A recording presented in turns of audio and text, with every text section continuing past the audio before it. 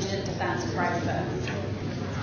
To continue this focus on practical solutions to the crisis, we are pleased to have with us Kate Clark, who will moderate this afternoon's panel featuring current and former indigent defense providers. Kate currently serves as the Director of Strategic Initiatives for the National Legal Aid and Defender Association.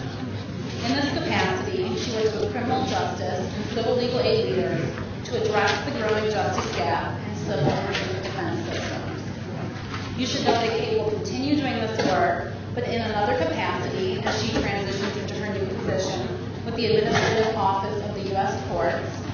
Next month, Kate will join that office as the Assistant Director for the Office of Defender Services. We look forward to working with Kate in her new role. Kate is a graduate of Villanova University and the Columbus School of Law at Catholic University. She also holds advanced law degrees from the Georgetown University Law Center and Harvard Law School. Please join me in welcoming Kate for this afternoon's conversation, Voices from the Field and Solutions from Current and Former Indigent Defense Providers. And it looks like we need to give a few more minutes for our last panel.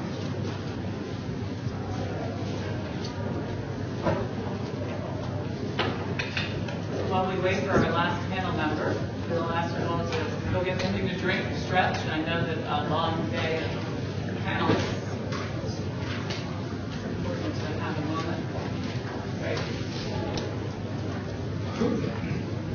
So the title of this session is Voices from the Field, Solutions from Current and Former Indigent Defense Providers.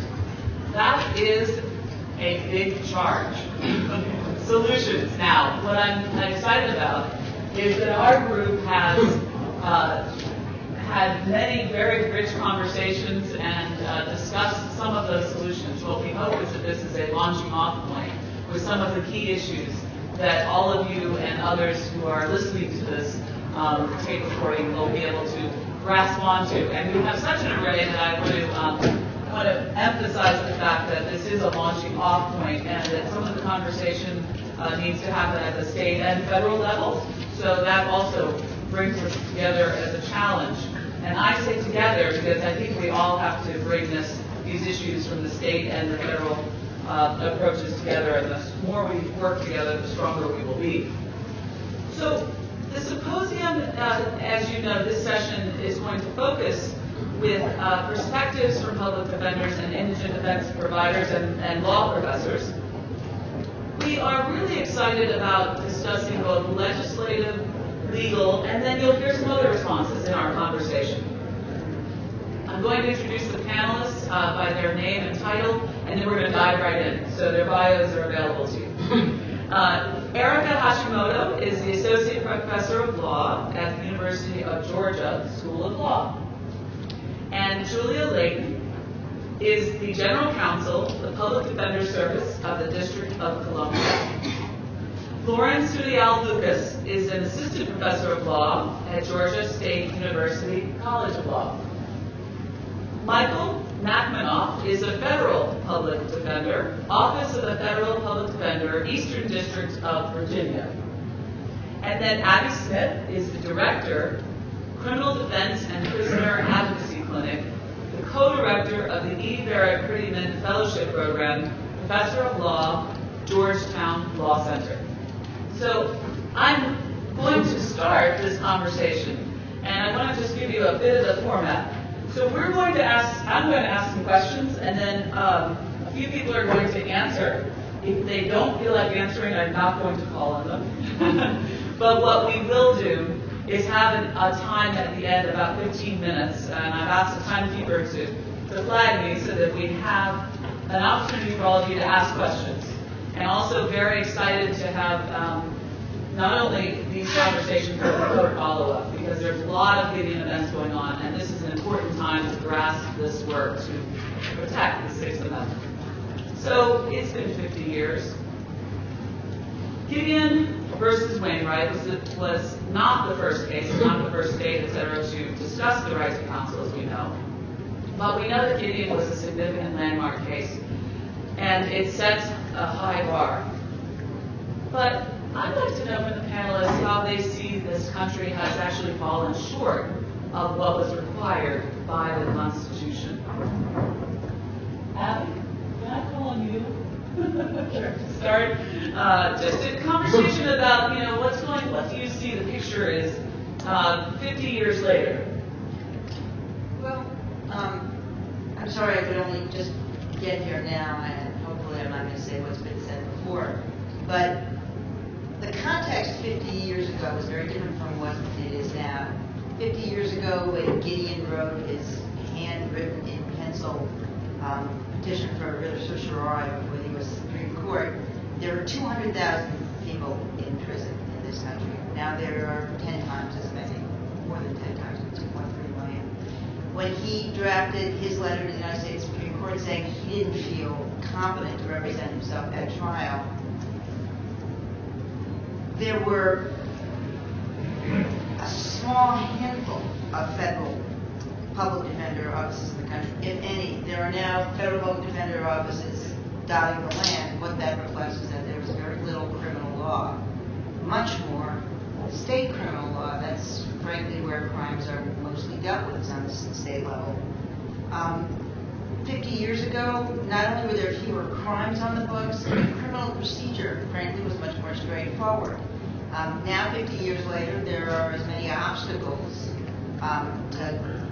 for the Fifth and Sixth Amendment rights as there are rights themselves. So it's a much more complex context now than it was back then. Back then, I really think we could have done it. Every 10 years, we lament, at every anniversary, we lament Gideon's failed promise. And it seems to me it was absolutely achievable back in 1963 in view of the number of people who were in the system and the number of lawyers we had, and a commitment, at least in words, if not in deeds, by members of the bar in particular. Where we failed, it seems to me, is we've failed in the most multifaceted way. There's a lack of political will and public will. I don't exactly understand it. It's one of those phenomena where, unless it's happening to you or a member of your family, then you don't seem to understand the importance of counsel. When suddenly a member of your family is arrested, you understand that you want the best counsel money can buy. But only then, I think, do people seem to understand the importance, and this happens among politicians as well. So there's lack of political will, lack of public will. There's not a politician who doesn't run for office on an anti-crime agenda. That's sort of part of the puzzle. The courts have failed Gideon. I think in particular, Strickland against Washington, the United States Supreme Court case in 1984 defined effective assistance of counsel under the Sixth Amendment through a virtually unmeetable test of establishing conduct that falls outside the norms of the profession and that prejudices the defendant. One of the reasons I think Strickland is so at the heart of the problem with enforcing Gideon is because before Padilla, Lafler, and Fry, the three most recent non-trial effective assistance of counsel cases, there hadn't been, to my lights, a non-capital case that made it up to the United States Supreme Court on ineffective assistance of counsel grounds. In other words, only in capital cases, apparently, are lawyers so bad that the U.S. Supreme Court has to weigh in. It makes no sense to me. Capital cases are generally cases that get a fair amount of attention. There are a lot of people watching those cases.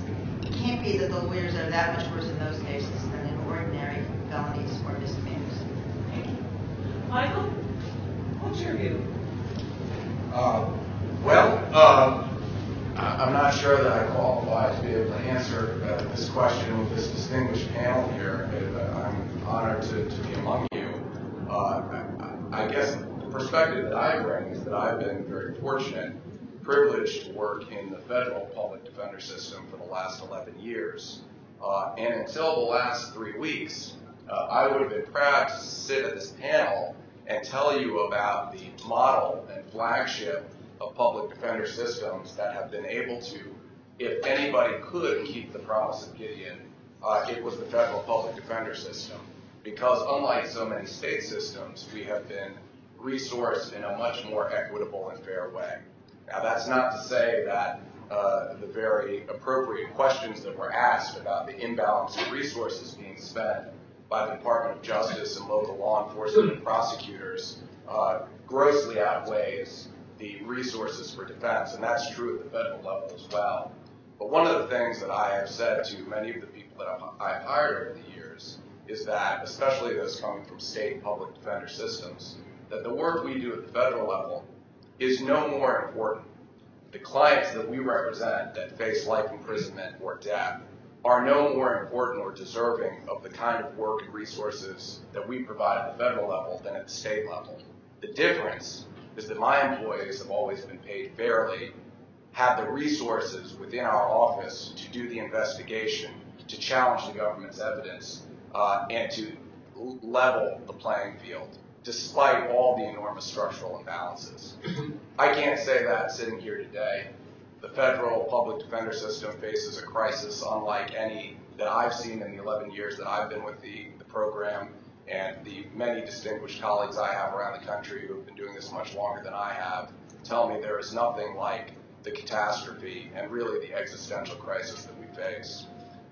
To think that the result of the sequestration and the cuts from within the judiciary will undermine our ability to level that playing field is a tragedy not only for our clients, but for all of us, for all of you here who are here today who care about Gideon's Promise, for all of my colleagues here who work at the state level and represent people in terrible circumstances. The circumstance that we face is that we may now be placed in that same position, despite the enormous wealth and might of the federal government that it brings to bear. At the state level, when people are hired and underpaid and have higher caseloads than anyone could imagine, they go into that with their eyes open. My lawyers came to the federal system thinking that they would have the resources they needed to stand up to the federal government. It is a bitter irony that we are here today to celebrate the enormously great and important work that Mr. Gideon and his lawyers did 50 years ago, to think that we are on the brink of not being able to keep that promise, even in the flawed system that we have, is a tragedy. So, Lauren, Julia, or Erica, do you have any overall comments before we dive into some questions about structure, et cetera? Pretty dim picture. They brought me here. But I think all of us, our hearts kind of sing, because I think we all know the federal system sort of has always been the well-funded and a structure that's been in place, and so now that structure is being challenged significantly. So let's look at the structure that Gideon didn't set forth. I mean, Gideon set out the constitutional protections, but I think we all know one of the problems is it didn't tell us what to do, or states what to do. Now we know that there are an array of different systems, from public defender offices in urban areas, some statewide systems, and hybrid systems. So panel attorneys and low-bid contract attorneys and some mixed offices. Tell me, Lauren, if you might, what are the dangers in not having a statewide public defender system? Or what do you think about the fact that we don't have statewide public defender systems? So I come from Georgia, to the point that Michael was just making, and I focused more on states before I started at Georgia State this year. I was at the Southern Center for Human Rights with Steve Wright, doing capital appeals, but also right to counsel litigation, often suing the state either because the state was not providing lawyers at all or providing lawyers that were not possibly well-resourced enough to do a decent job. And I think, as in many other states, a large problem in Georgia has been the use of contract attorneys, and this has already been discussed or touched on to some degree, but at least that particular, the nature of contract system is particularly troubling for a variety of reasons. One, as Deborah touched on, this idea that they're low-bid contracts, and they're working at fixed fees that are very, very low. In a lawsuit that I filed a few years ago, the lawyers who were representing indigent defendants on appeal were being paid based on the state agency's own estimate of how many hours would be needed. They were being paid about $8.50 to $11 an hour. And also within the contract, it was also limited. The amount of funds they could spend on experts and investigators was also limited, as was the amount of funding they had for reimbursement, for travel. So as you can imagine, lawyers didn't visit their clients at all. And you had clients waiting 3 years for lawyers to be assigned to them because there was was no money, and the state just didn't, just basically didn't have money to hire lawyers, and people were just sitting in jail. Obviously, if on appeal, the states are maybe, are lesser than a trial. It's still troubling, given that you are still entitled to a lawyer as a matter of constitutional rights. Another thing, an issue that comes up with contracts is we touch on this issue of caseloads, or some like to refer to it as workload requirements. And in the contract context, you have this troubling element of attorneys who are also carrying private caseloads. At least in my experience, even when you've got the states who recognize a caseload standard, there's still this lingering question of what about these private cases, and those aren't being monitored, so the caseload numbers are being skewed in some sense because the state's unwilling to sort of track or account for the fact that in addition to the contract cases, attorneys are carrying private caseloads that they're honestly, prioritizing because that's where the bulk of their funding is coming from. So I don't know that. Erica, any thoughts? Yeah, just to weigh in, even, so I also am from Georgia, and even in the federal system in Georgia, even in the federal system in Georgia, the Southern District of Georgia had for many years, and it has only just begun to change in about the past 2 years, a system in which every member of the Southern District of Georgia bar was required to take criminal cases. So any member who joined the Southern District of Georgia, this is a federal court bar, even if they had no criminal defense experience at all, never done anything in criminal law before, they were required to accept an appointment in any criminal case that a judge appointed them to. What ended up happening, I've now been in Georgia, this is my 9th year. The very first year that I was there, one of the very first phone calls I got was from a very senior lawyer, probably mid-50s, had been a partner for a very long time at a very small firm, had never done any criminal work. He was a member of the Southern District of Georgia bar, got appointed to take a federal criminal case, had no idea what he was doing, had no idea what the federal sentencing guidelines were. The prosecutor told him that his client, if he pled guilty, would likely get 4 to 5 years. The sentencing report came back at much, much higher, at 20 years. And I had to talk him through preserving an ineffective assistance of counsel claim for his client, because that was all he had left. His client had pled guilty, and there was nothing else his client could do. His client who had pled guilty thinking he was going to get 4 to 5 years, all of a sudden is looking at 20 to 30. And I think there's a real undervaluing of the work that criminal defense attorneys actually do. It is not easy to be a criminal defense lawyer. It takes a lot of expertise. It takes a lot of work. It takes knowing the rules of the game, which not all lawyers know. And so I think it's an example of, even on the federal side, a real denial of the right to counsel through the structures that don't exist more than anything else, I think. Sure. Can I jump in on this? I think with this, going even from what's happening to the federal defenders now to what you've said and what you said, it tells us one of the, I think, the most important starting points on the defense side. I have some issues about what should be done on the government side, but on the defense side, the most important starting point for reform is to think about the structure of public defense. I think that that's more important even than resources to start with. Because if you don't have the right structure, it doesn't matter that for years and years you've had the resources. If you don't have the structure to protect those, to be an independent voice, to determine how they're going to be spent, to determine what your priorities are, you can lose them, and you were not at the table when that decision was made. And I think that's part of what you're seeing happen in the federal system, is the federal defender's office is ultimately not independent of the judiciary. The judiciary is ultimately in control, and I think that presents a real problem. I think that I come from the Public Defender Service in the District of Columbia. We've gone through periods of times of being less resourced and more resourced. I'm not sure what adequately resourced means. Even at our office, after years and years of work, we have continued to uncover wrongful convictions, even tried by our office many years ago. There is more to it than just fixing the defense side to make this system work right. But in the ups and downs of funding, one thing we have preserved at all times was our independence.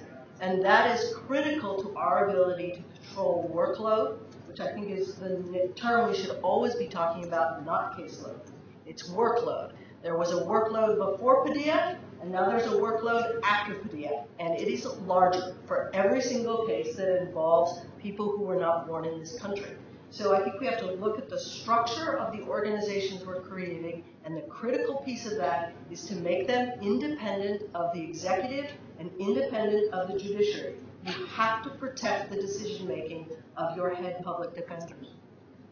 Can I just make one really quick point, since Julia brought up independence? In Georgia, and I don't know how common this is, the Public Defender Standards Council, which is the state agency responsible for the public defender system, is part of the executive branch, which is troubling for a number of reasons. One being that the Attorney General represents the state agency that's supposed to be handling public defense, which has resulted in a number of bizarre situations, including the fact that it resulted in the agency siding with the Attorney General and basically advocating that public defenders be exempt from rules of professional conduct that would protect them from representing defendants with conflicting interests. The basic motivation being that public defenders should be different because we can't afford to have many. We just need to have we need to have these offices dealing with every case because we have no other way of funding, and so we're just going to overwhelm, and we're going to treat rules of professional conduct apply to firm lawyers in one way, preventing that from ever happening.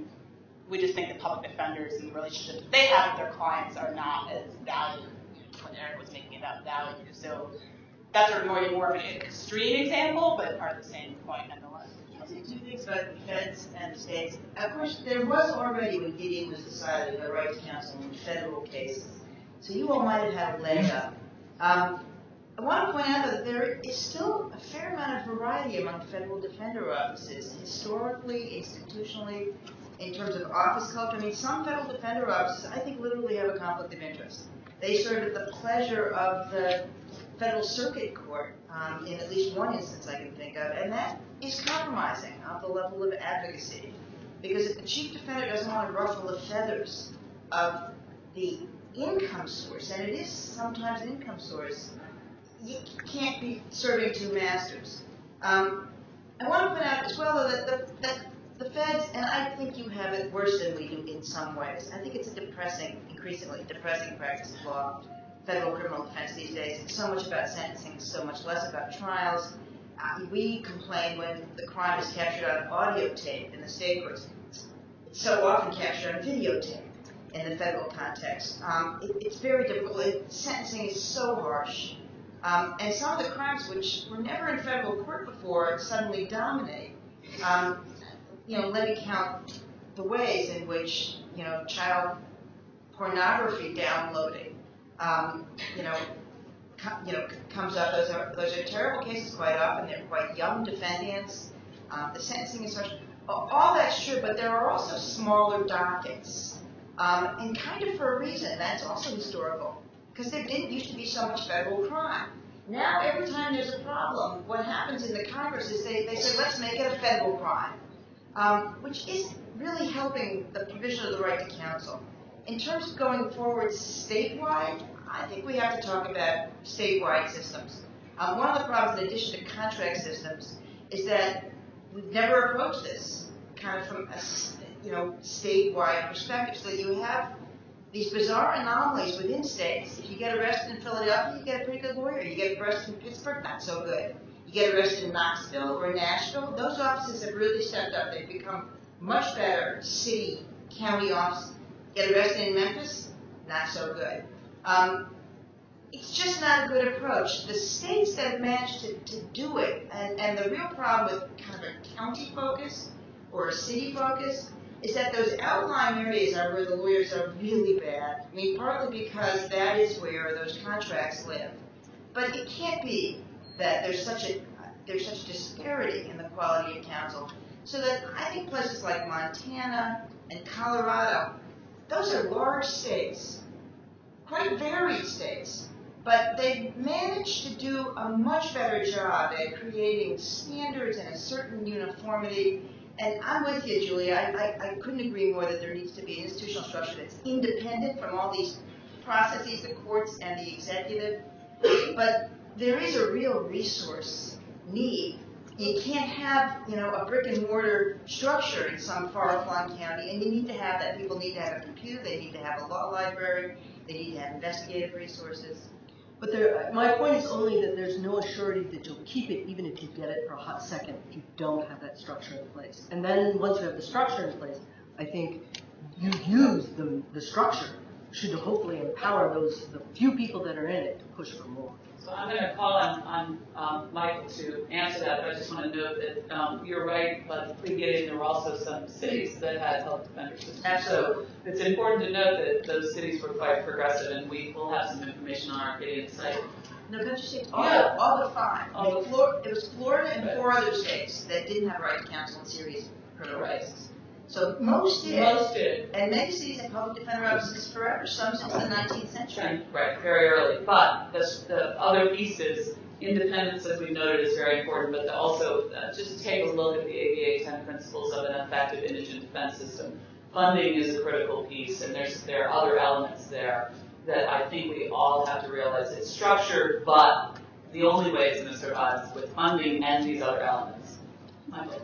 Yeah, well, first of all, I guess it's a tough contest to decide who has the harder road to hoe. Whether it's child pornography, mandatory minimums, national security cases, overwhelming immigration dockets, or violent crime and lack of investigators and having hundreds of cases. So I'll go toe to toe with anyone on those issues. I couldn't disagree at all with the points being made about independence, and there's simply no doubt that where you have a structure, whatever it may be, whether it's contract lawyers making low bids or county defenders or federal defenders, feeling beholden to somebody who is in another part of the system, that creates the potential for conflict. I will tell you on a personal note that in my own capacity and the colleagues that I work with day to day, Eric Ward, A.J. Kramer, I don't think for 1 second anyone would doubt that the decisions we make are in the interest of our clients, and whether or not that ends up rubbing a circuit court judge or anybody else or the Chief Justice of the Supreme Court the wrong way, it doesn't keep us from doing our jobs. And to the extent we keep them, that's great. And to the extent we have to look for other employment, that's something we'll do. Let me make this point, though, on a more abstract level, which is, and, in some ways this conversation is a little bit funny because Kate here has taken a job that is going to address many of these issues. I'm not going to put her on the spot. Yes, you are. But in the history of federal and community defenders, from the beginning, there was this argument, this debate that was resolved in favor of being within the judiciary versus being independent, like legal aid or like some other structures. And for many years, those who argued that being part of the judiciary was a benefit to the federal defense program because we were part of a bigger organization that could advocate and have more leverage, it was true in many ways. And judges did work hard, and the judiciary appreciated and protected us as well as they could. And I don't mean to speak universally or at all times. These struggles have existed at other times. The problem, of course, with the other method, the legal aid scenario, is that you are on your own. And the question is, funding has to come from somewhere. And do you trust Congress to protect you as an independent agency? Or do you feel that within the judiciary that should have a sense of obligation to the promise of Gideon in the Sixth Amendment, that judges, despite their challenges in advocating for themselves with Congress, are going to be better able to protect the program? Clearly, we are at a moment of truth and crisis when Congress is underfunding all parts of the government. We are concerned with the Sixth Amendment and people who cannot afford their own counsel, and the notion that a two-tier system of justice is inconsistent with our basic principles, and that's why we've chosen to do this work. We hope and we want the judges to stand up for us. To some extent, they have not done that the way we would hope, which is why we are so pleased that Kate is going to solve this problem.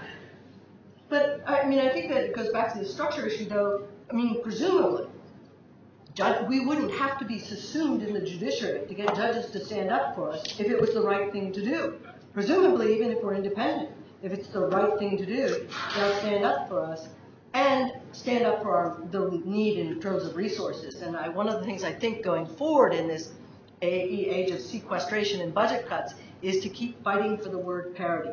Not to compare my office to your office to your office and say, well, let's figure out if this is the high bar, then this can be the low bar. That is the wrong comparison. The comparison I think that we have to push for is a parity comparison, and we have to talk about it not just in terms of lawyers, salaries, but investigators, investigative resources, experts, access to labs, access to testing.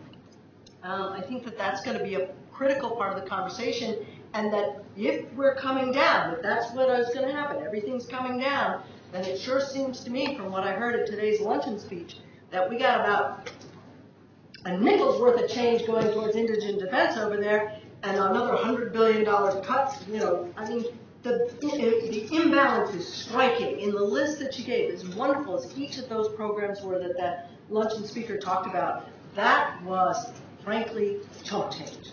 Chump change. And if there are any cuts at the Department of Justice, none of those should be on the table. They should just simply not be on the table until we reach parity. And I think the same has got to be the attitude that we keep pushing forward as we go through this process, that there are no cuts you can take out of indigent defense until we're equal with law enforcement. And we've got a long ways to go before that's going to happen. So for those of you who are law students in here, I just have a quick anecdote. We have, I was born and raised in D.C., and when I became a Prettyman Fellow, I had my first case, and this parade of police departments that I didn't know existed in D.C. started to appear in a case, and I was like, there's a National Capitol Police, and I don't even know how many police forces there are in D.C., but it's incredible. We should actually get that number. But remember, when you do defense work, when people say parity, we're talking defenders, police, prosecutors, and others who do law enforcement. So their investigators are the police. And then you hear a public defender office that has one investigator. We had one investigator, and then maybe the Prettyman program has more, I hope. But really and truly, it was always about going out in pairs, going out to the scenes, taking photographs, and then you have this array of police departments giving all the evidence over to the prosecution. So it's really important to think about who is on the other side and how that funding is working. Parity is the line, but it's also about who is law enforcement. Now, Lauren, you want to add a comment? And then we're going to go to misdemeanors. I just wanted to add, just because I think it might be responsive to the question that you asked during the luncheon, is that at least from the data that I could research, I know we're going to be talking about data and the lack of it, but from what I could find, it looks like from the grants that OJP has made, 0.01% has gone to indigent defense required programs, so meaning programs where, as she was saying, indigent defense may be listed as a priority, one thing you can spend money on, but there's no requirement, as Ms. Lev mentioned, that you actually spend money on indigent defense. So of the funds where you're required to spend money on indigent defense, it's a 0.01% of the grants made by OGP, which is to your point. A technical way of saying chump change. Right. So Julia's never lacking in colorful language. So moving from chump change to no change, let's look at meaning no change, no money, no lawyers, to misdemeanor courts. And we value the federal system, but we also know the bulk of the cases in America and people being impacted every day in the justice system is in the misdemeanor arena. Erica, would you speak to that? Yeah, so I completely agree with those who have said that Strickland did a great deal to undermine Gideon. The other thing, though, is that at least in felony cases in urban areas, we are pretty sure that most felony defendants are getting a lawyer with a beating heart. Maybe not a good lawyer, but at least a lawyer who is alive. In misdemeanor courts, we do not have any such assurance. And it appears pretty clear from all of the anecdotal evidence that misdemeanor defendants who have a constitutional right to counsel are not being represented in their cases. And so one of the real problems is that we don't have any nationwide data on representation rates in misdemeanor cases. Felony cases in urban areas, we know it's about a 99% representation rate. Over 99% of felony defendants are represented by counsel. On the misdemeanor side, the Supreme Court, in a series of cases, has held that misdemeanor defendants who are sentenced to any term of imprisonment, whether 1 day or 100 days, whatever, have a right to counsel. In Alabama versus Sheldon, the court went further and held that defendants who were sentenced to probation in misdemeanor or petty offense cases where the probation or supervisory sentence can be enforced through incarceration, that is, probation can be revoked, there is a right to counsel. It is pretty clear that very few of those criminal defendants, very few of those defendants who have a right to counsel under the Sixth Amendment are being represented. And so we are not even at a point 50 years after Gideon where people actually have a lawyer next to them with a bar license who is representing them, even if they have a right to counsel. One of the things that makes it really difficult, as I mentioned earlier, is that we have virtually no data on misdemeanor cases, except in states that choose to keep data. And this will not come as a surprise to people, but states are not so excited to keep data on who's being represented if people aren't being represented, because that basically proves the case that they are violating the right to counsel. So the states where we actually do have data, it doesn't look so bad, but a number of organizations have started to look at what's going on in misdemeanor courts. There's a great report on Florida, and it's called 3-Minute Justice. And what it documents is defendants who are not told that they have a right to counsel, and they end up not represented by counsel. They end up pleading at their first appearance, pro se, when they actually do have a right to counsel. And so, particularly in the misdemeanor context, I think much needs to be done to ensure that we even get to the basic level of having a lawyer represent a client when the defendant has a constitutional right to counsel. There's kind of spike with something. There's the two problems. There's the being informed of the right to counsel, and then there's waiver. Right? And there are jurisdictions where people routinely waive counsel, especially in misdemeanor court. And I'm not just talking Alabama, Mississippi, Louisiana, Cambridge, Massachusetts, for example, had judges that routinely advised defendants to waive their right to counsel. The way it works usually is that people who've been arrested and charged with a crime are told to go meet with the prosecutor first, see what the deal is. After you hear what the deal is, you may not need counsel. That happened vividly in juvenile court in Luzerne County, Pennsylvania. That's the place where there was kids for cash scandal. A couple of Pennsylvania families where judges were routinely sending kids to juvenile institutions for next to nothing because it turned out they were making money every time they sent a kid there. Part of that scheme was the routine waiver of counsel, and of course, in Ray Gall, which is a juvenile kind of version of Gideon plus due process generally, gave kids the right to counsel. So waiver is a problem. And I didn't mean, incidentally, to suggest that there's like a hierarchy of evil when it comes to the right to counsel. I mean, I think it's hard work in every court. What I meant to suggest is that I think we're more used to high-quality counsel in federal court because it's been around longer. And maybe that's the culture. But man, as it trickles down to the states, as you get to the not just the lower courts, but the lowest courts, it's shameful. Yeah, and just to sort of add on to this notion, I think it works both ways, which is that this lack of counsel at state court at the misdemeanor level has an impact in federal court. We see people who come with criminal records, and those criminal records tell the judge, or the judge thinks that they can understand that person for the consequences for recidivist enhancements come, maybe not from misdemeanors, but from the resolution of cases. And that baggage carries with you and can impact ultimately what happens. And it's impossible to undo it when, without counsel or with inadequate counsel at the state level, you have a record mile long. And so, it's not one place to be. It pervades the system.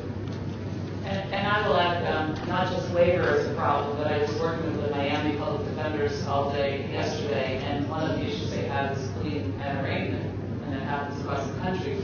And mainly because people who are arrested and spending time in jail with no conviction. Rikers Island is something that 60 or 70% of people that are there have no convictions, but are awaiting trial. They get up before the court, and they're standing next to their lawyer, and they set bail, the prosecutor sets a number, and then the client turns to the lawyer and says, I can't make bail, my family's too poor, I can't do this. And so they say, I'll plead guilty, I need to go home, I want to go back to my job or my family, etc. So there's a forcing of guilty pleas without any investigation on looking into the cases, and that's rampant throughout all the states. Yeah, and on the waiver issue, there are stories of judges telling defendants who are being held pending trial, you can get out today if you plead guilty without a lawyer, but if you ask for a lawyer, it's going to take us a while to get you a lawyer, you're going to be waiting in jail while you're waiting for your lawyer. So you choose, do you want a lawyer and sit in jail, or do you want to go home today? And if you plead guilty and go home without a lawyer. And there is, I'm probably preaching to the choir here, but there are real social costs to this. I mean, this makes that person less employable. This makes that person harder to get through school, harder to maintain a job. For all the people that care about the taxpayer side of this thing, it's foolish money. It is the cost of having a lawyer present to advise someone, put them in a position not to lose benefits, not to lose jobs, not to lose certain statuses that will let them get a barber's license. Makes them unemployable, and we pay the cost, all of us, down the road. So I don't want you all to leave feeling really demoralized. So being that I'm a happy Irish woman, let's talk about fixes. Here we are. We actually do have some suggestions, and I'm going to put them in the category. We have the big fix, which we talked about, which is structural, and then I think we all collectively need to think about independent structure. However, I'm going to start with Julia and others on our panel. Tell us what some of the small fixes are that we can all go after now and have some quick wins. Uh-oh, she's laughing.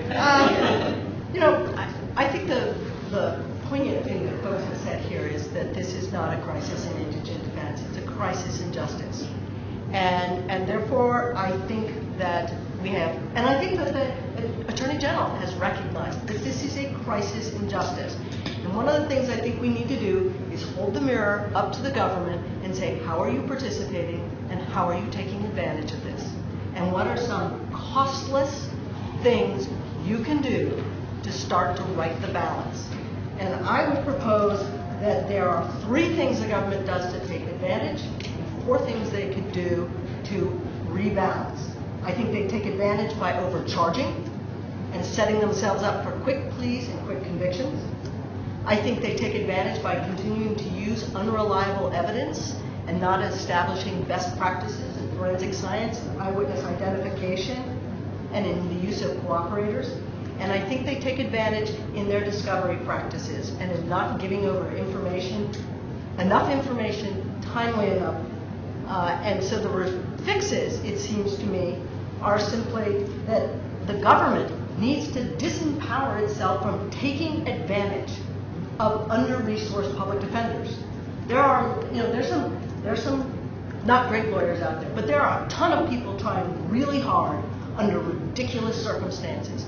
Open your file, give them everything that's in it, give it to them before the plea offer is made so that there is a lawyer who, all the lawyers out there that are trying hard, are willing to put the time and effort in, can examine the case, can at least look at the government's evidence and assess it and give some kind of advice to their client before their client has to make the most important decision of their life. The other thing the government can do is start to embrace reform. Eyewitness identification reform. We know that's a leading cause of wrongful convictions. embrace reform.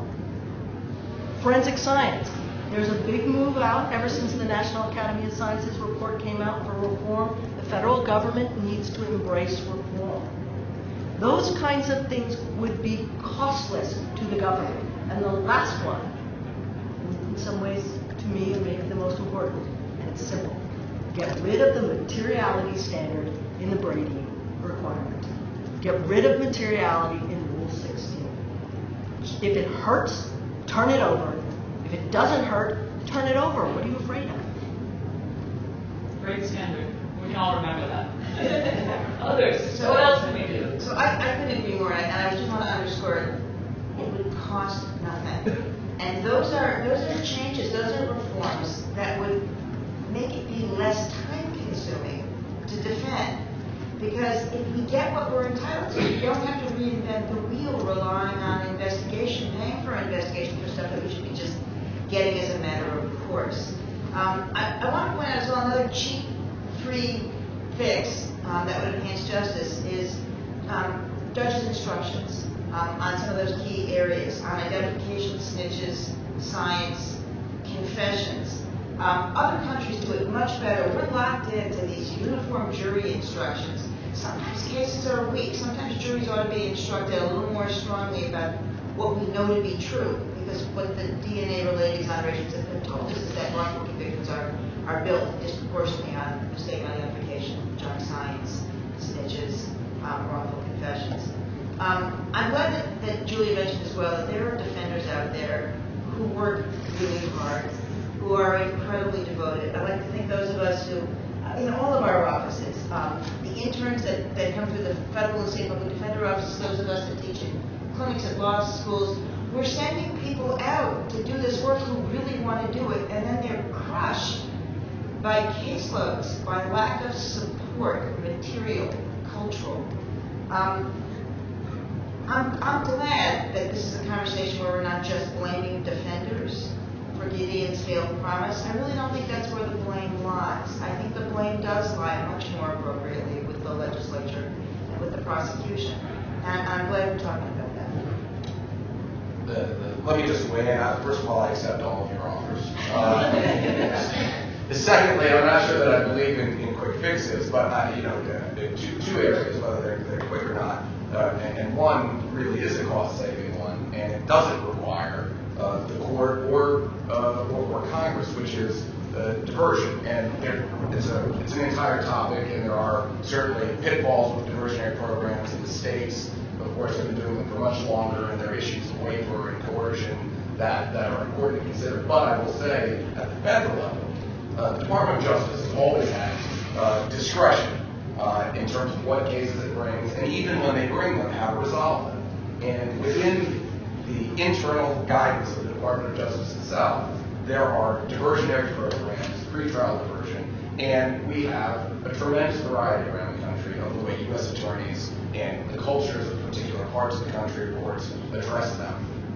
It is, in some ways, a dirty secret, because the Department of Justice often takes the position that they've got to take the hardest line. And they don't. And they don't always do it.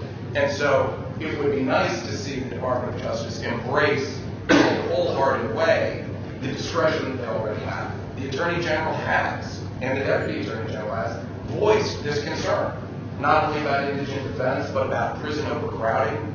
We incarcerate 25% of the world's incarcerated population. We represent 5% of the world's population. We either have a really, really, tough country with a lot of people committing crimes, or we're doing something really wrong. We just have really experienced prison guards now. Right. Nothing to do. So, to the extent that the Department of Justice is articulating a concern about prison overcrowding, is articulating a concern about indigent defense, there are many people out there who would be good candidates for pretrial diversion. And it needs to be literally diversion. These cases need to be diverted from the criminal justice system. Not a guilty plea plus some kind of program. Not oversight by this, but truly diversion. Reentry is really popular these days. The Department of Justice, has kind of jumped on the bandwagon. How about preventing entry? Instead of putting a bunch of resources after somebody's been incarcerated for 10, 20, 30 years. Let me just point out that there are these programs out there. They're small and there are enough of them, but in the Eastern District of New York, in the District of Connecticut, the Central District of California, in the District of South Carolina, if you can believe it, there are felony pretrial diversionary programs approved by the U.S. Attorney, implemented in the court. Now, are they huge? Are they finished? But they exist, and the Attorney General has cited them positively as things to be looked at and expanded. So I've been advocating that in my own district. I think it is not a quick fix by any means, but it is not a structural problem that needs to be solved by other branches of government and funding. It's something that the Department of Justice and people who are interested in justice can start to achieve now. And I would point out, in terms of allies, if we look to this, we have got to go to the mental health community, right? So our jails have become mental health institutions, and so diversion is, we should provide treatment, not punishment, for those who are mentally ill. And one of the things we know is that it exacerbates, incarceration exacerbates often mental illnesses. And there's a category that I also want to say I think we have likely allies. I've been working a lot with the veterans community. We have seen veterans coming back after serving 6 and 7 tours, unlike other wars where they serve 2 or 3. So we're facing PTSD and mental health issues that we've never seen before. A lot of the state defenders and now some of the federal defenders are looking at diversion for veterans. And that, what I'm saying here are 2 things. One is it's a good thing to do, but secondly, we need to build allies with our unlikely allies. So now we have lots more conversations with the VA because they don't want to see the rates of their veterans in prison increase. And so let's look at that as a real viable alternative at the state and the federal level. Lauren? To add one thing, one thing that would be really useful in thinking about unlikely allies, I mean, one area which, or maybe the only area which I found the Georgia legislature to be receptive is dollar signs and saving money. And the only reason that Georgia is actually thinking about criminal justice reform now is because they want to save money. It's not motivated by any sense of justice or what is better for the defendants at issue. And I've always, the cases that I've litigated, it struck me that it would always be very helpful to have data about this is cheaper. It's much more efficient to spend the money, spend a smaller amount of money up front than to be spending it, years down the line or tied up in years of litigation. But I talked about this earlier, I found it very hard to find any data as to how to make this case to state legislatures, and that's one thing that I think is very receptive to, but it's hard to actually point them to make a case to them without making a case. I don't know if I'm diving in on this, but there is a real lack of data here, and in the world of reform efforts, I think we've talked about how to structure the planned public defender office you hope will come, and you'll have that in your back pocket the day you find a penny to start to make it happen. We talked about some changes the government can make, but part of what we need to keep fueling this is data, and I think that's the more evidence-based data we show up with, the efficacy of diversion programs. There's a program going on in D.C. right now, which just essentially the U.S. Parole Commission used to give hits to parolees that were revoked at a certain period of time.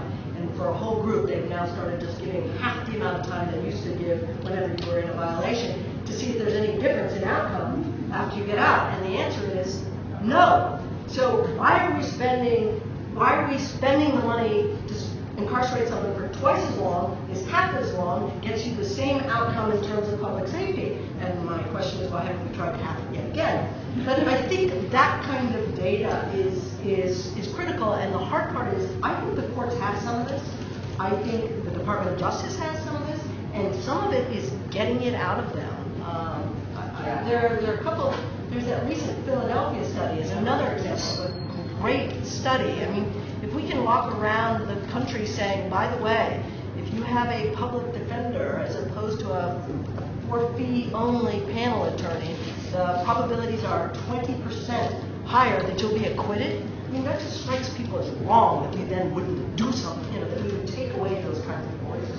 Yeah, and I think I totally agree on the data point, and I do think that this is one area where the federal government needs to be much more involved, because they've got this whole Office of Bureau of Justice Statistics that is very protective of the data they collect. They don't like to release the data sets. And I'm not a particularly good data person, but I can push enough buttons on the computer that if you give me a data set, I can figure out what it says. And it takes them years and years. They did a survey of public defender offices back in 2007, and they just released that data. I mean, it takes them forever to release it. And there are some states that are doing a really good job of starting to keep track of data.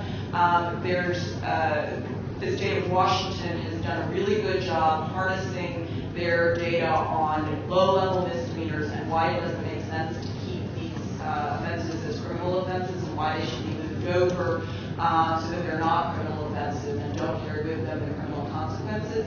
And because they kept that data, they convinced the prosecutors' offices to agree with them in some jurisdictions, and the legislatures have moved away from criminalization in these lower-level misdemeanor cases. But it is only select states that are doing it, and I think the federal government needs to do a much better job providing states with the resources to help them get these data programs up and running, and also with an incentive, because there are some states that are not going to do anything unless they have to. And so there needs to be a carrot, there needs to be help for states that want to do things. There also needs to be a stick that says, if you're not going to do it, we are going to go after you in other ways, or we're going to withhold funding for your law enforcement activities if you don't keep data on what's going on the defense side.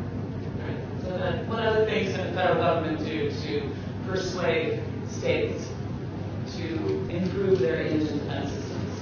I think one great example of it is the Gideon Promise Act, giving the Attorney General a cause of action against jurisdictions that have a pattern or practice of violating the Sixth Amendment right to counsel. I mean, one of the real difficulties we talked about the Strickland standard and why it's so difficult for indigent defendants or for defendants generally to win on a Strickland claim. What that means is that states have no incentive to make their public defender systems better. And so they've got every incentive to have practices to conserve the most money they can and spend the least amount of money possible. And you need to do something to change that incentive system so that states say, we don't want to spend this money, but we've got to spend some money, we've got to do some things to make indigent defense better. Other ideas? Lauren? Which I think on a related note, at the state level, the only way to really enforce things now is through litigation, which obviously takes a lot of time and money. And I think the federal government could do a lot by leaning on states. I mean, of course, it'd be great just to have more funding, but short of a magical wand that's going to create more money, they could at least with the existing funding that's being given require law enforcement to meet certain standards. Law enforcement, why is the state not responsible for having, the point that keeps coming up about the state of justice crisis, not a defense crisis? We're not afraid of imposing conditions on money that's given to defense agencies, but that's, in a way that's putting them in an impossible situation because they don't have the money to do things the way that they should be done. We could also require the states that are giving out this money for prosecution and law enforcement to have the defense system meet a certain standard before that money is given, in addition to actually having statutory authority to sue. During the first panel, there was some mention of, I think by David Cole, integration and Brown. To me, it's very reminiscent of, southern states integrated in part because the federal government forced them to. And I think about the same type of intervention is needed now. I mean, this is sort of the civil rights issue of this generation, and I don't see why, the federal government should be as willing to intervene now as it did then. Okay, so let me talk about, and I hope this sparks some issues on training. I was at a conference call, and we had a lot of defenders around the room talking about funding. You may have heard there was a conversation about a National Criminal Defense College. Prosecutors have a place in South Carolina, the NAC, at the National Advocacy Center, and they received for many years, and they still do money for training for the prosecutors, and they fly in and they have great facilities and computers, et cetera, cutting edge. Defenders have nothing. No structure, no center, no When we do trainings, we fly into hotels, and we have to pay hotel rates for everything. And then we also have to charge the defenders for their trainings. And in one of these conference calls, we were talking about parity for training dollars. And it was at the end of the call when we were saying, well, could we apply for grants together? We were talking to some prosecutors, and suddenly the prosecutor said, oh, well, we've got plenty of training dollars. We get grants all the time for training. We don't really need to go for that. Let's go for something else together. And you can see all the faces of the defenders in the room sort of just stop and say, what kind of dollars do you have for training? And we couldn't quite get the answer. So one of the things we need is data on training dollars and what really, not only training for defenders, but investigators. And currently we have the National Association of Sentencing and Mitigation Specialists are being trained right now in Baltimore at their annual conference and in 25th anniversary. They're fantastic mitigation specialists, social workers. They are the line fighters. And they're the folks who go in and dig out that information and data, not just for sentencing, but for plea bargaining and trials. And so we need to train them. So let's look at that information and ask all of you, what do you think the federal government can do in terms of training? What would be your, if you could paint the sky blue and the grass green, what kind of training would you like to see?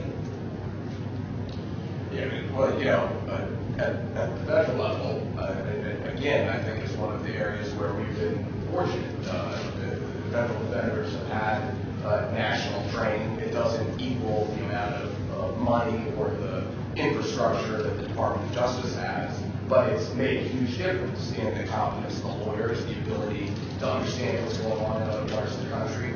We all practice federal law, but anyone who has ever practiced in federal court knows that ultimately all law is local. But being able to share information and go to other parts of the country and train is essential. The first thing that goes when times are tight is training, is national training. And this is a huge cost, because although it may be what you have to do to immediately triage the budget shortfall right now, it has an effect a year from now, it has an effect 2 years from now. It is a way of starving the strength of indigent defense. And of course, at the state level, they're already suffering from that. It's not deprivation, it's the continuation of a lack of training and infrastructure. And so I'm not sure what the solution is, other than ultimately, in part, what we talked about from the beginning, which is you cannot meet the obligations that we have to our clients without adequate resources. It doesn't change the issue of structure or independence or all of the other things we've talked about. But the one thing we know is that if you don't have the funding to be able to train lawyers, to be able to train investigators, mitigation specialists, paralegals, you cannot begin to match the resources of the federal government and all that they have. And remember, it's not just the NAC, it's not just AUSAs going to South Carolina. The ATF, the FBI, the Marshals, the DEA, Department of Homeland Security, not only do they have agents and lawyers supporting them, but they have training resources that you can't even begin to imagine. All of those things go into the government's ability to present its case. Yeah, on training, I mean, this is one where I can't even, it's really, we know how to do this. The defender community knows how to train itself. It actually knows how to train itself on a shoestring. Give us more money, we will do more of it. We know how to do this, and we know how to do it well. And you know what? We can do it for ourselves. I must say I've seen a number of trainings offered where, because it's tied to DOJ money, DOJ has to be present. It has to be balanced. If it's training for us, let us train us. We know how to train us. I'm really glad you said that. How do you say it? I don't really want their involvement, but I want their money. But it makes sense, because there are mechanisms already. There are a number of states. The Public Defender Service does a model training, separate trainings, not just their annual CPR training. But so do a number of other state defenders. They do it really well. And the thing about state defense is that it needs to be state by state. There needs to be training in the law and practices, and even some of the witnesses.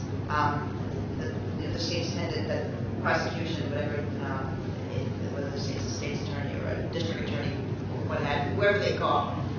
Sometimes that's very local. But gee, wouldn't it be great if we could send defenders to the National Association of Criminal Defense Lawyers annual trainings? They do very good, very substantive training on all kinds of issues, new issues, with really good people. Why shouldn't we be able to take part in those? And the thing about the money and about how the defense might be helpful is that I think it really has helped, especially fledgling defender offices that have tried to get better and that now are run by reform-oriented defenders, so they've gotten more connected to the national scene. Places that used to really lag behind have gotten better, I think, because they've participated in some of those gatherings. So the money would really be meaningful, even if we were just shipping, some of the leadership from some places to other training programs to show them how it could be done.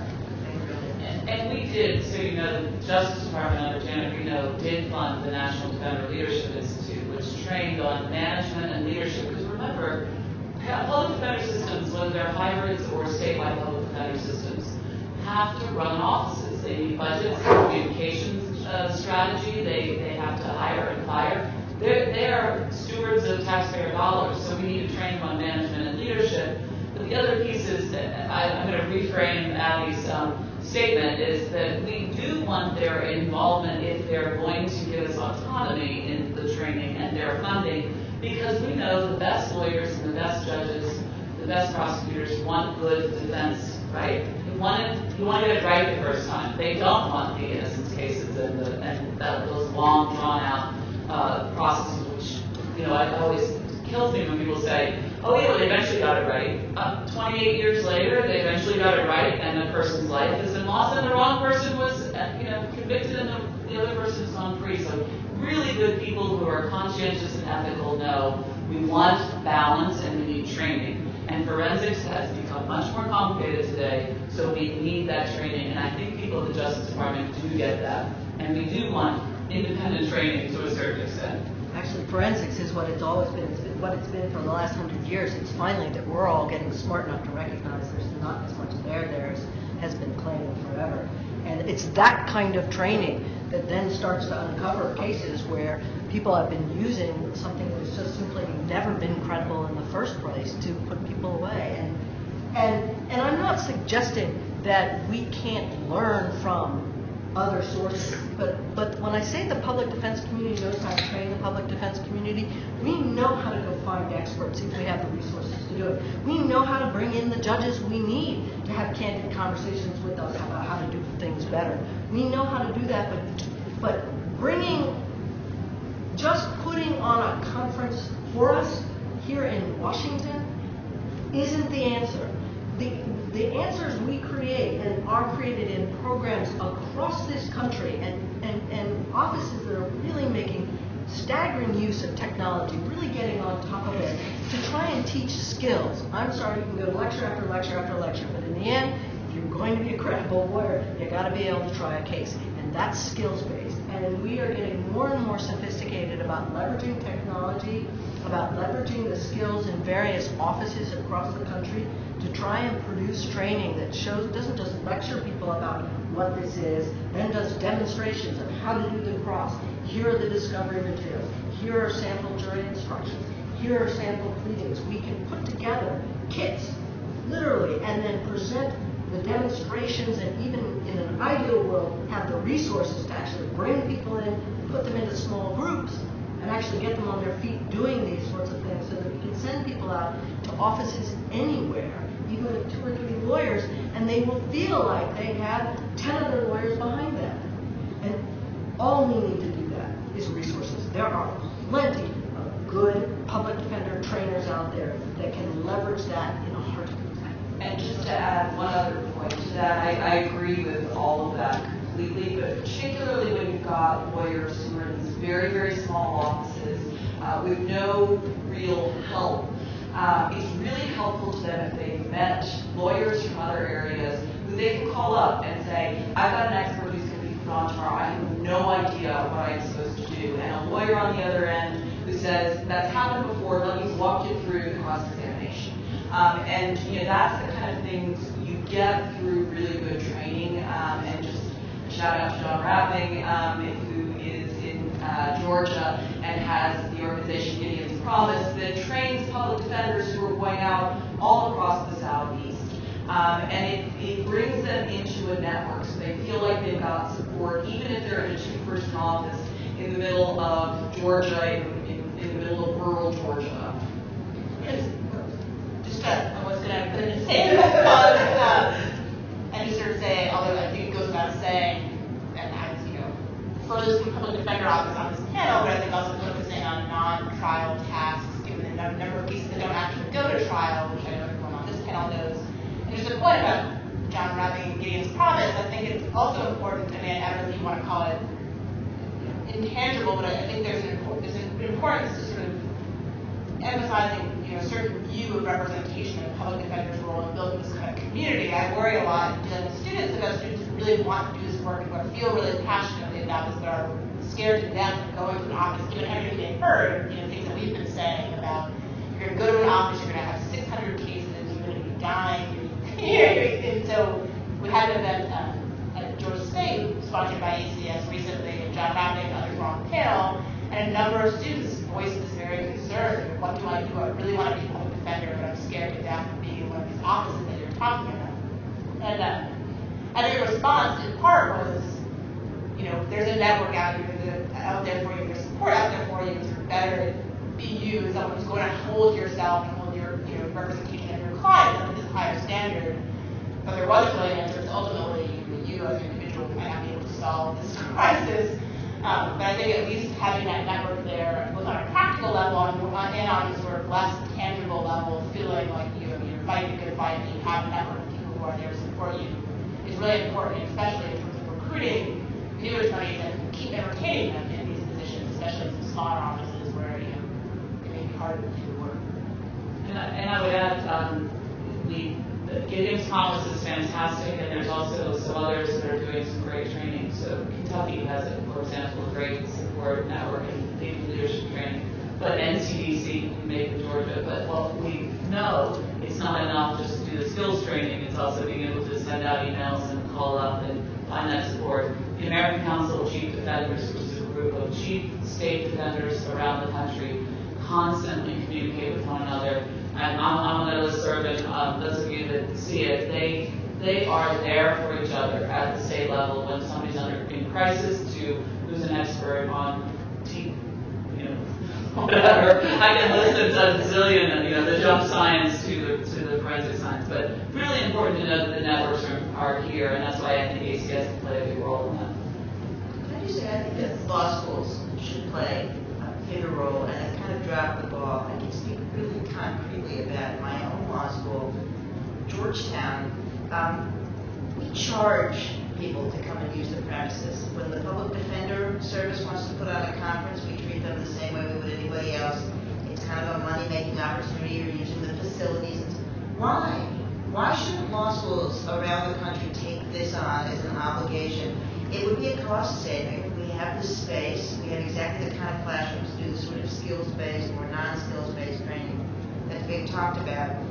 Every jurisdiction has one, and most law schools come with housing even, so that lawyers from all over the state could assemble and have some place to hang their hat. And I think the law schools need to step up.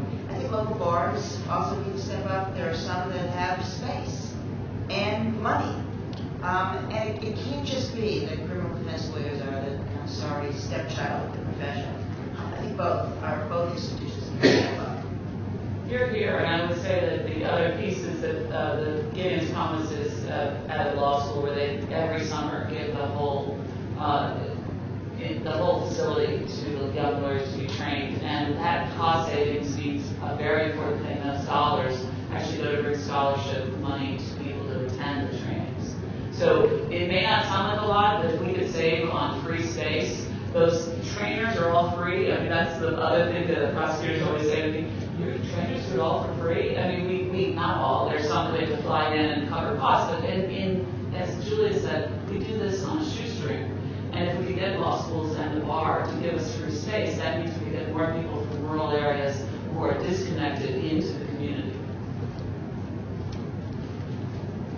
I'd like to open it up for questions. Do you think we have any issues that we put forward that might be worth talking about? I'm sort of curious as to whether how you coordinate all Sorry, 1 second. We're recording. Sort of curious as to how you coordinate all this. For example, get everyone together so that they demand or ask the feds to come up with the data necessary. Get the states together to provide the data.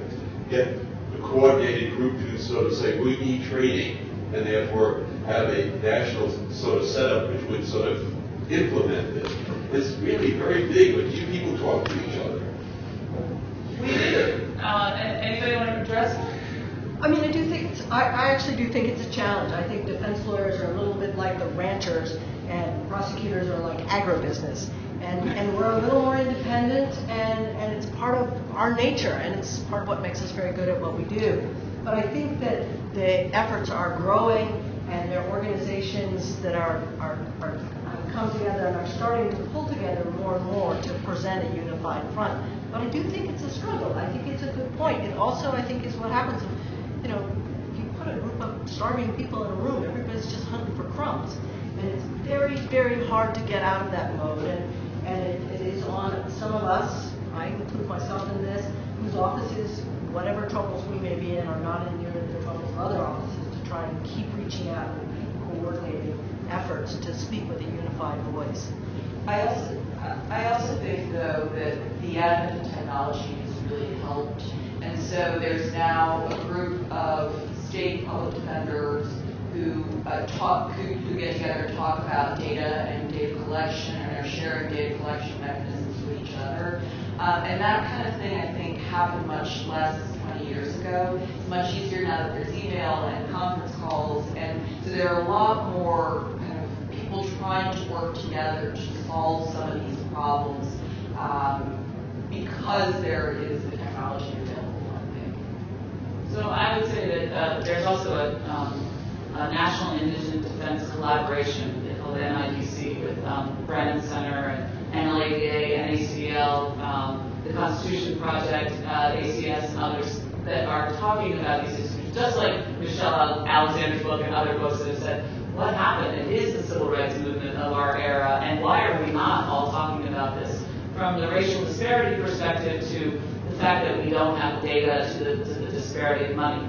One thing that I think is also very important is that I always cringe when people say we don't have a constituency, because I think we need to think of it in a different light. We have millions and millions of people who have been impacted by the criminal justice system. And they know what it's like when the government comes against them or their family member or their cousin or their neighbor. And they've seen what it does in their neighborhoods when people can't get jobs. I actually think we have to rally the constituency of those who have been touched by the criminal justice system or those who are libertarians, and understand that we have to hold the government accountable. That without holding the government to their burden of proof at every turn, we will be a country that will lose our fundamental freedoms. And so I talk to libertarians as saying public defense they are the freedom fighters. They are our protection against government encroachment. So I just want to put that out there, that we have groups of us talking, but we have a larger constituency. So I would ask us not to say we don't have a constituency. We have a lot of people that care. There's one, Marty Guggenheim and NYU Law School wrote a wonderful article recently about the public's right to counsel, that it ought to be conceptualized that way, that it's all of our right to counsel. I like that. And don't mean to be pessimistic, but it does come back to will. Public will, political will, the will of judges and prosecutors. And I'm a little worried.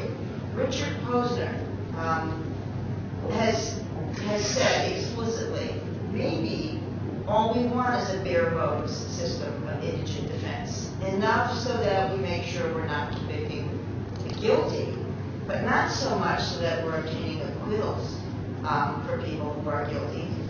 And that's Richard Posner, and you'd like to say, oh, okay, well, he's an eminent but very conservative judge. Wayne Kagan, just the other day, marking the 50th anniversary of Gideon, said, well, we're not talking about a Cadillac criminal defense lawyer, not the best lawyer money can buy. What we're talking about is more of a Ford Taurus criminal defense lawyer. I don't really know what that means, but I don't like it. Because it gets back, I guess, to Julie's point about parity. If we really believe in the adversarial system of justice, if we really believe that every person in this country deserves a fair shake in our courts, notwithstanding how much money they have, then we all want the kind of counsel that any of us would want if a loved one got in trouble. Really a good lawyer. Let me just say this to lighten the mood a little bit. I of course have Justice Gideon's comments here ready to bring out. I don't think any of us came into this profession to do our job in order to be the fortuitous of criminal defense. But I will say, to Kate's point, there are constituencies out there that care about this issue that may not come from the same background or have the same motivation. But yesterday Senator Leahy and Senator Rand Paul jointly co-sponsored a bill that would expand the safety valve in federal criminal cases to all offenses involving mandatory minimum. I'm not going to predict how far that bill will go, but it really reflects something very important.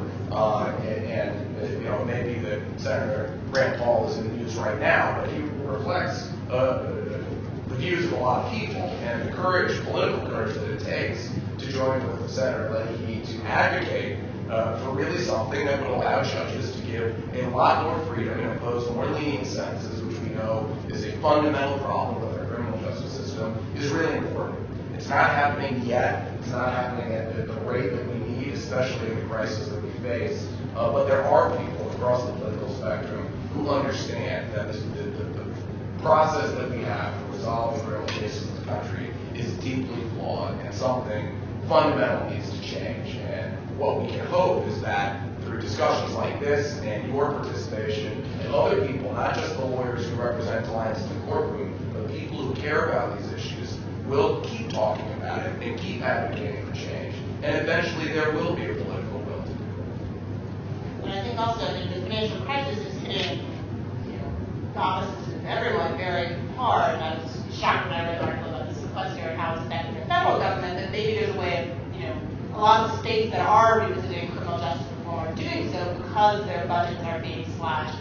So maybe there's, an opportunity in this moment of otherwise disastrous moment, sort of, I don't really care. I mean, obviously, I don't know if I don't care about the motivation, because I would hope that things are being done for the right reasons, but short of that, I'm happy to take advantage of a weakness that is financial, and maybe seize upon that as an opportunity to rethink not just the defense side issues, but how we're classifying different offenses, which things need to be crimes, why we have so many cases being funneled in the first place. It seems like there is some opportunity here to do that, given the fact that we can't really sustain the system as it is financially. Sir? Wait 1 second. In this day of sequestering and budget battles in D.C., as a practical matter, I think we have to recognize that the Taurus versus the Cadillac argument is real, and we better be happy that it's the Taurus, not a moped that we're talking about here, in terms of criminal defense. I think a large part of the solution to this problem, or at least something that needs to be a big part of the conversation, is encouraging more law schools to have criminal defense programs. I don't think that lawyers should be able to graduate from law school without having participated realistically in some type of internship program. And I think while I would not expect legal interns to be defending capital cases by eliminating a lot of the DUIs and the lower level things and freeing up resources for lawyers who have skills to work at the higher level cases, that will address some of the problems in the system, but will also allow for lawyers to get used to the idea of actually doing pro bono work and being participants in the system, and they might even find out that they like it and continue to do that after they graduate from law school. So I think to the extent that pressure can be put on the ABA and the bar associations and law schools in the country to buy into this, I think we'll be going a long ways towards solving some parts of the problem. I think that's brilliant. I'm so glad you said it. I couldn't agree more. I don't think anybody should graduate law school not having set foot in a jail because you incarcerate too many people. It's about the law, and law students ought to have to grapple with that at the very least. With regard to the tourists, of course there are some jurisdictions that we have to have that quality of defense, that kind of resources, but we have to remember that the government is driving a Hummer. There is not parity. And I don't know anything else about this country where we would like settle. We're kind of grandiose Americans. We need to have the best in most regards. Why shouldn't there be an excellent right to counsel? As far as law students are concerned, one other thing was pointed out recently that everybody flocks to the cities, and certain cities in particular, and people are afraid of practicing in kind of far-off places. 70% of the lawyers in Georgia apparently practice in Atlanta, but most of the poor people are not in Atlanta. So I think the law schools have to also, especially in this shrinking legal market, maybe there's an opportunity in these difficult times to send people out to hang shingles in their hometowns and other places, because there's work to be done. There aren't too many lawyers in this country, but there are too many lawyers that are kind of all clustered together in places and not enough in places where they're really needed. And I think that goes to, frankly, just to broaden the conversation, both criminal legal services and also civil legal services. And we did have a program like that at Equal Justice Works. It was summer court, and the offices that were in rural areas would put a little description of what they were looking for, and law students would go out. And there was a civil legal aid program, but we did start a public defender corps that was funded by the Bureau of Justice Assistance for a couple of years, and then the funding ended. But public defender corps was we had hundreds of applications of law students, and we chose 18 out of like 500. And those lawyers went in to work with John Rabbie, Southern Public Defender Training Center is what it used to be called. And they went in Kentucky and Philadelphia, Ohio. They were stellar. But what happened is they also created a network. And those are the examples: AmeriCorps, Summer Corps, Public Defender Corps. It is so cost effective.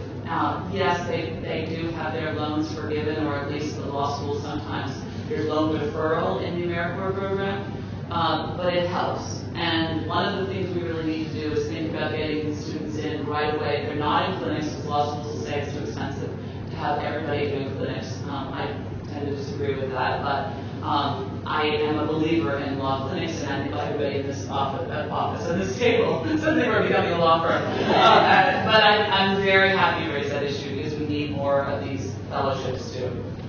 I think law schools are moving more in that direction, in part because of the financial pressure that they're facing now. I mean, clinical programs are gaining a lot of steam, and I'm really happy to see it as a movement in some places to have students be able to take the bar for 2 years of law school, so they'll be able to do more of their practice in their third year. I think that one interesting tension that did come up in Georgia in the midst of some of this litigation is that, in response to being sued for not providing lawyers that can do a decent job, the state either fired off these low-bid contracts or tried to get firms to take cases. So I think there was some mixed feelings about not thinking that it's a bad thing for the private bar to step up or for students to get this experience and help out, but that it was somehow lessening the state's obligation to actually do its job and fund things adequately. And so I think there is a tension there, which isn't to say that we shouldn't do more of that, but I also think we should stay off the hook for doing what it's supposed to do.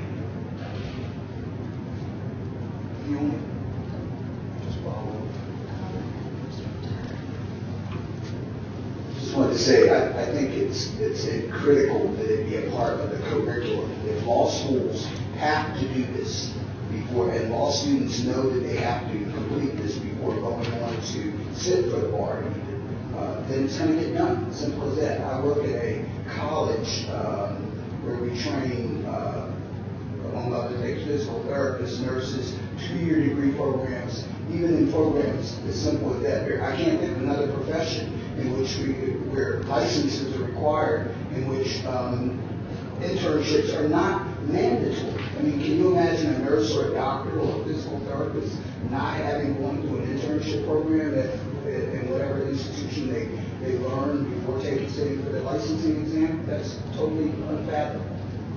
I also think one of the things that does too, and it's part of why I think all the pro bono programs, what's important about all of those is the more lawyers that just see what it really looks like, the more embarrassed everyone is going to be. And the more we will be able to sort of fight against this notion that the mentality is, well, yes, maybe we're in a crisis, but we have to keep going, which is a way of saying we have to keep convicting people, I mean, if our justice system was an airplane, the government would ground it and judges wouldn't ride on it. And surely our justice system is more important than Boeing. The other educational aspect, I think, is recognizing that being a criminal defense lawyer, being a public defender is really hard work.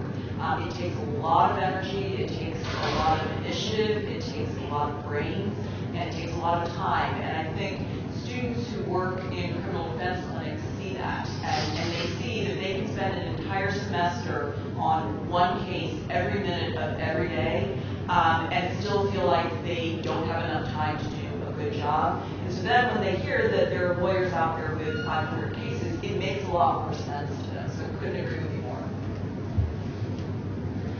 I have a two-part question. Amongst your different offices, do you have the data that you can show to a potential funder? You know, okay, I'm hearing all the negative, but with every negative, there is a positive. You help change a life. You help save a life, a family, and in that, you're building communities.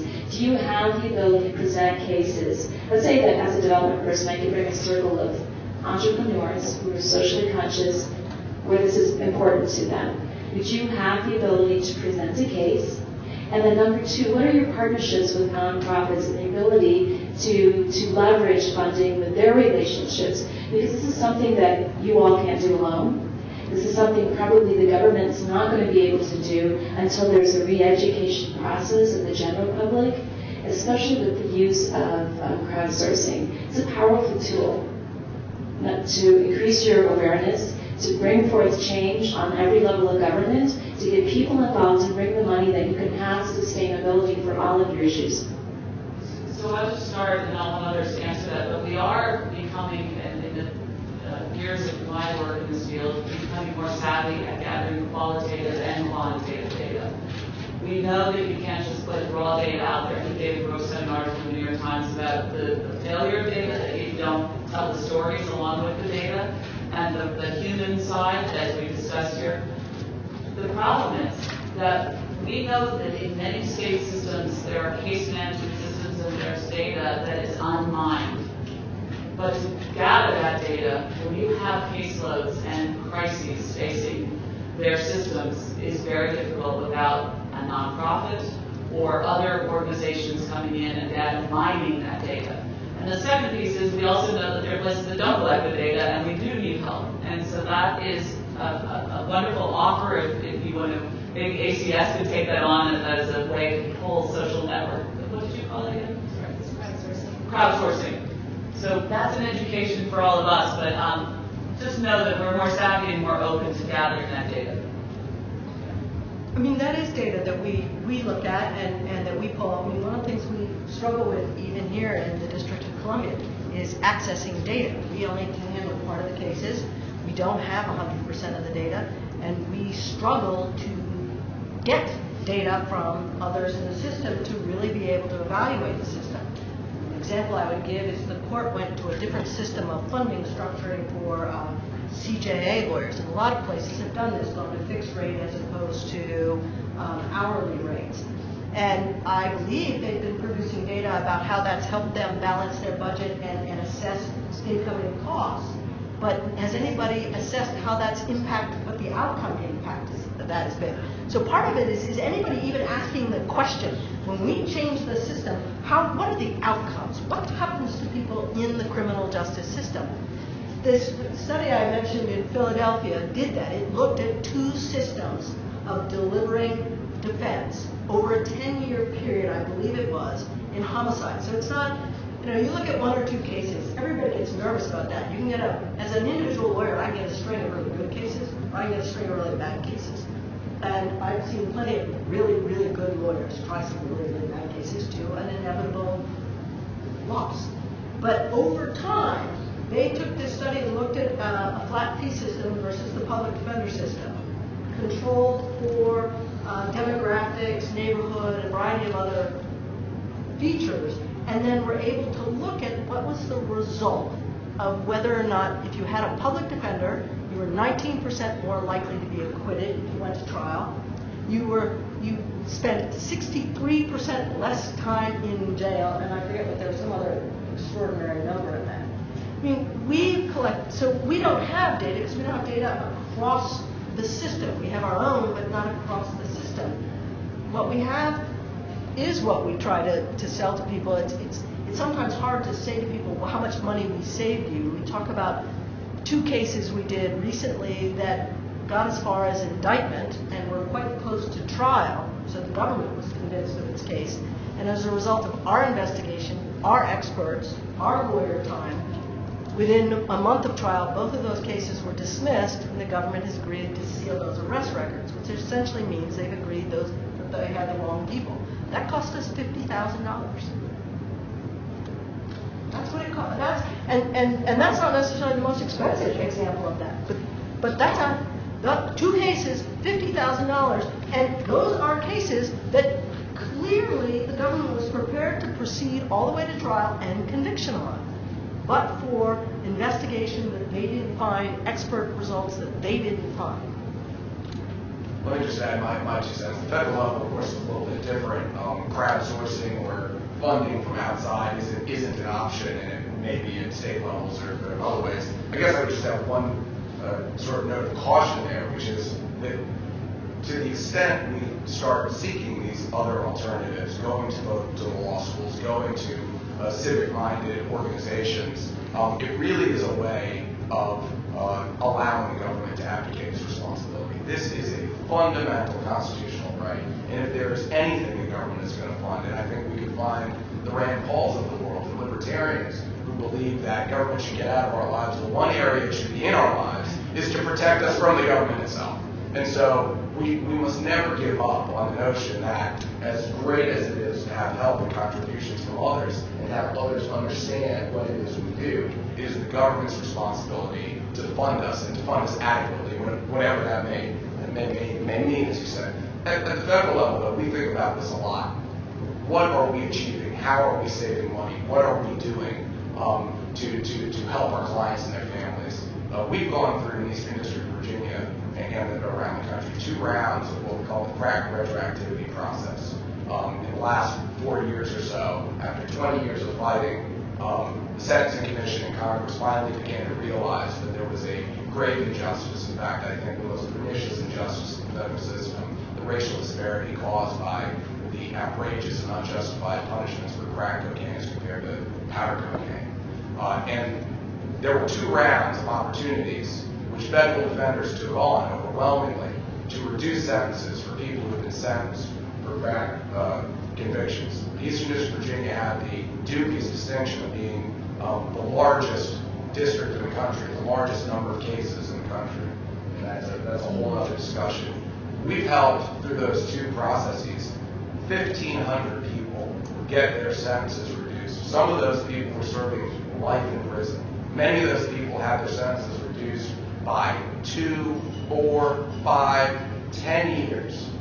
Setting aside the personal satisfaction of talking to someone who had spent 20 years in jail, waking up, understanding that they would die in prison without being able to spend one night with their family and being able to give them that gift back, which is impossible to measure.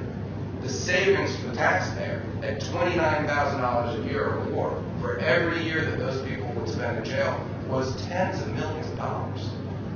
And so we can't quantify it. It's not easy. And when we quantify it, we have to understand the real cost, the total cost of the criminal justice system. But federal defenders, like public defenders in many places, provide the best representation at the lowest cost. And so when these programs are squeezed, it's not saving money. It's costing the system money. And fundamentally, lawmakers and the general public don't understand that. We have a job to do with regard to education. Part of that has to do with collecting the data, which is a real challenge. But it's beyond system cost, it's social cost. lost lives, the impact on families and community. We need to tell that story better, and I think the story Michael just told, and I couldn't agree with you more, Michael, that we don't want to suggest that charitable sources is where we're going to look to fund indigent defense. It needs to come from the government. But that qualitative data, that story about those folks who are now out of prison, is important data, it seems to be, for social justice entrepreneurial organizations. I'm not sure it's mutually exclusive. I don't know if there's a big risk in going outside of government funding and trying to build an endowment. I don't know whether that would lead to a different kind of inequality. Some offices would be well endowed, others wouldn't. I guess that's probably true. The Bronx Defender is an organization, a public defender organization in the Bronx that does a very good job of collecting the kind of qualitative data that you were talking about. Stories about people who managed to avoid the criminal justice system and were able to be productive citizens and parents, so that generational involvement in the criminal justice system could be prevented. And I think that's an important story to tell. The reason I'm torn about the endowment thing is because I just met with a bunch of public defenders in Las Vegas. That's an office that has really improved in the past decade or two. And yet, they're limited in their funding. They get a certain flat amount of funds. They have to divide it as they see fit. When they run out of funds for experts, that's it. They're kind of picking and choosing among lawyers and cases. If there was an endowment, then they wouldn't be in that position. And that's not a system where you can go to the court, apparently. And then just one word, the Philadelphia story I think is really important. That's a great story to tell. It's my alma mater, so I'm particularly proud of them. But here's the thing, when I was a public defender in Philly, they didn't allow defenders to handle homicide cases. Why? Because the private bar fought tooth and nail to hang on those cases. They thought they were money makers and also fame makers. Because there were serious cases, you had to the news, you build a practice that way. They were also the worst. To walk into a homicide courtroom and see cases being tried when I was a defender was pathetic, and we all knew where the experienced, skilled lawyers were. So it turns out that the public defender I was taking on those cases can actually do it less expensively and more effectively. That's a great story to tell. I sometimes wonder who the audience is. I'm on a couple of different boards. We're always looking for progressive organizations and individuals that would like to get involved and would like to contribute. I love it that you're not that you think that complaint about no constituency is kind of old and sorry. But I'd love to figure out what that constituency is. And so if there are those people in the audience that have ideas about who might be natural partners, by all means, I'd love to hear it. But I also think that where those stories help is when we're proposing to places how to create a program. I mean, let's create the good programs, and that's where we need more studies like that, studies that assess. I mean, I know another figure that I've worked on out of our office that's because it was easy for me to gather. A library technician can just count. Is over the past 6 years, PDS has about a 25%, over 25% reversal rate on appeal, and the rest of the bar has less than 6%. Sounds like a pretty, and though the Chief Judge of the Court of Appeals is listening, knows he thinks we take a little long, clearly we produce something of quality that produces a just result. And that's something that, do people really want to see us handle more, produce them faster, and bring that rate down? And the other place a number that comes out is, yes, it cost us $50,000 to keep those two innocent people from even having to go to trial, risking the loss at trial. The cost, if you had convicted them and put them in prison for the next 20 years, is morally, I think, unconscionable. But quite frankly, it can be quantified. States and jurisdictions are having to put this kind of money out now. And it's about $2.5 million a case. So on that note, because I have been told it's time, I want to just say that we do have a constituency, and it's all of you that are here and listening, and those who will listen to this tape later. It's the libertarians who care about holding government accountable. It's all of those folks who are homecomers, or I know they call it reentry, but the National Homecomers Academy said they have lots of people who are interested in these issues, and it is about pulling them together in a way that we can target issues. We're not going to take it all on at once, but it is the civil rights issue of our time. Thank you for today and joining us.